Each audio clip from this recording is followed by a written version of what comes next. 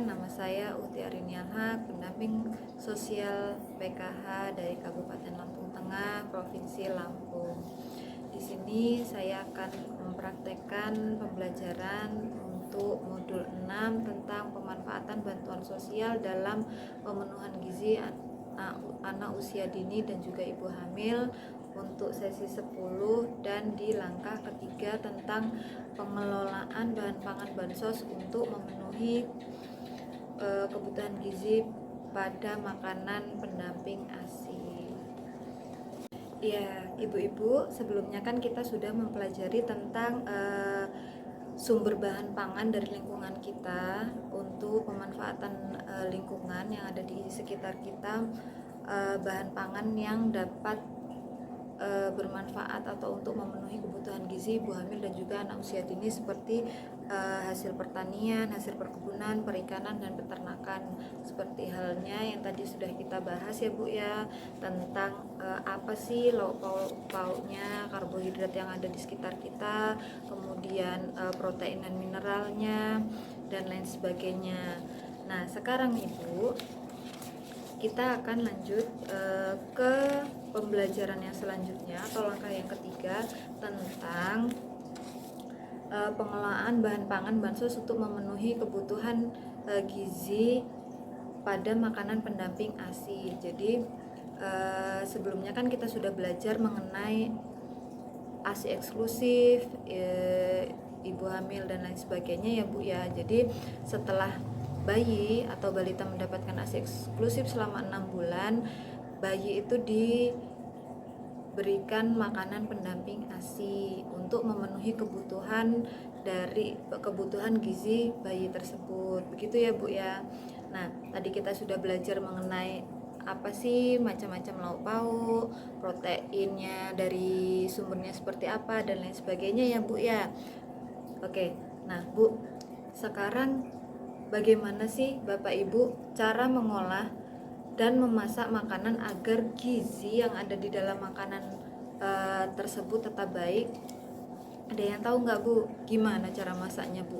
Untuk masak dan mengolah makanan agar gizinya itu tetap utuh dan tetap baik. Gimana Bu?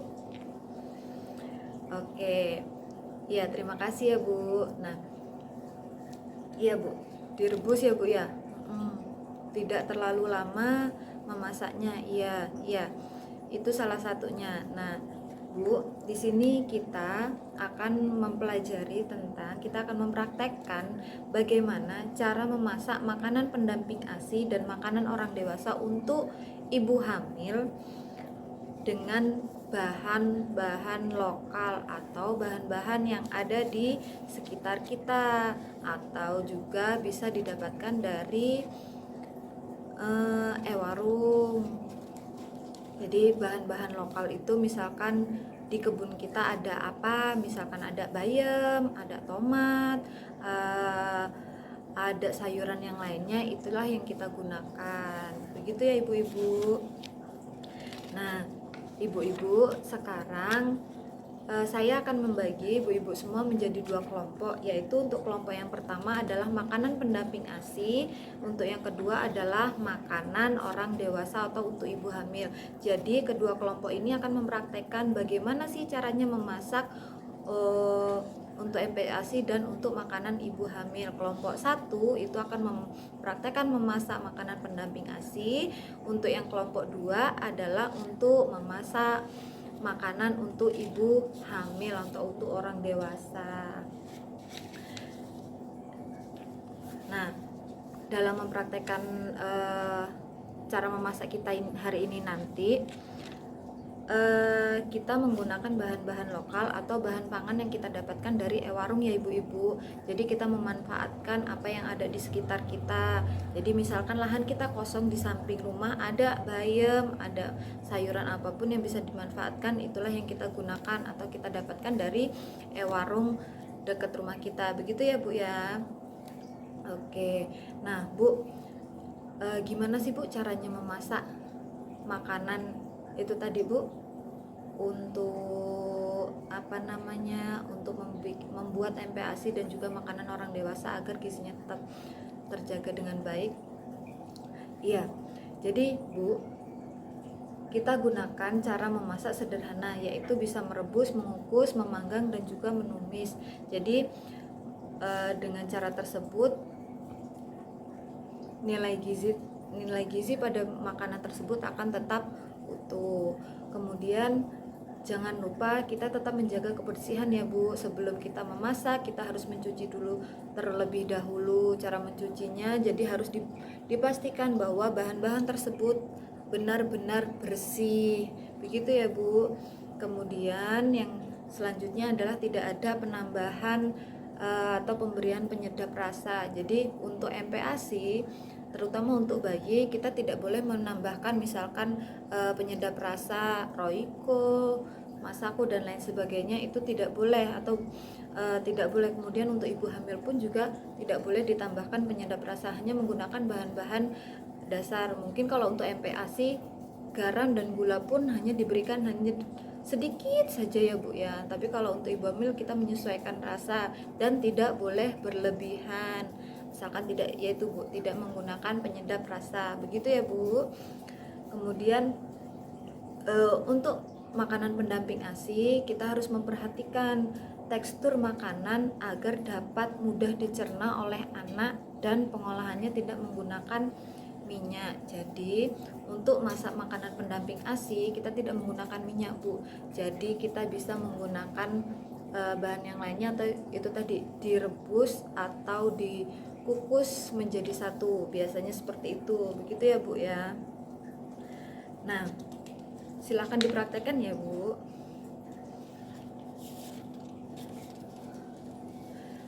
Oke, jadi begini Bu, untuk anak usia 6 bulan itu memang perlu diberikan MPASI agar anak terpenuhi kebutuhan gizinya secara seimbang.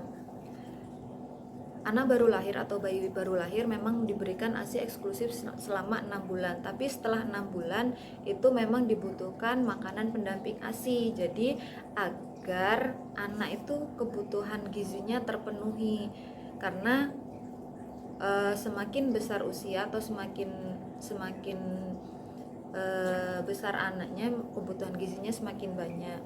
Kemudian untuk ibu hamil perlu mengkonsumsi makanan bergizi seimbang untuk memastikan janin yang ada di dalam kandungannya itu terlahir sehat, cerdas, pintar, dan juga tidak stunting. Jadi memang untuk ibu hamil dibutuhkan sekali gizi yang sesuai dengan kebutuhan ibu hamilnya agar anaknya juga terlahir sehat, cerdas, dan tidak stunting. Itu salah satu pencegahan dan penanganan stunting ya ibu-ibu. Oke.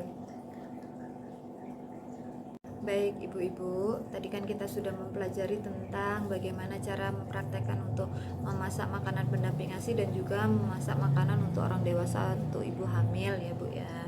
Nah, ibu-ibu semua ini kan merupakan keluarga penerima manfaat atau keluarga yang mendapatkan bantuan sosial dari pemerintah. Nah, ibu-ibu gimana sih Bu, atau rencana ibu-ibu semua untuk mengoptimalkan bantuan sosial ini terkait penanganan dan pencegahan stunting Bu? Iya, silakan ibu-ibu semua tuliskan rencana ibu-ibu terkait rencana yang akan ibu-ibu lakukan di dalam tabel janji diri dan juga di kertas metaplan yang sudah saya bagikan ya ibu-ibu. Silahkan ditulis di rumah, dilakukan di rumah. Kemudian untuk tabel janji diri silahkan dikumpul ibu-ibu. Iya, terima kasih ibu. Untuk kertas metaplannya silahkan dibawa pulang ya ibu. Iya ibu, pemerintah itu tuh memberikan bantuan sosial bertujuan untuk agar terpenuhinya kebutuhan segala kebutuhan dasar keluarga penerima manfaat seperti halnya pendidikan, kesehatan, dan juga terkait dengan pangan, agar keluarga ibu-ibu semua dapat menjadi keluarga yang sehat, cerdas, dan juga tidak stunting, apalagi untuk ibu hamil dan juga anak usia dini. Nah, ibu-ibu terkait stunting, permasalahan stunting ini, ibu-ibu jika ada yang ingin ditanyakan boleh bertanya kepada saya selaku pendamping PKH, ibu-ibu semua. Nah, saya akan membantu ibu-ibu untuk merujuk ke layanan atau ke fasilitas yang dibutuhkan oleh ibu-ibu semua. Jadi ibu-ibu semua silahkan hubungi saya jika ada yang ingin ditanyakan. Begitu ya Ibu ya? Iya. Iya Ibu. Iya, mungkin sekian ya Ibu. Terima kasih untuk waktunya, sudah meluangkan waktunya untuk hadir di kegiatan hari ini. Semoga ilmu yang saya sampaikan hari ini dapat bermanfaat.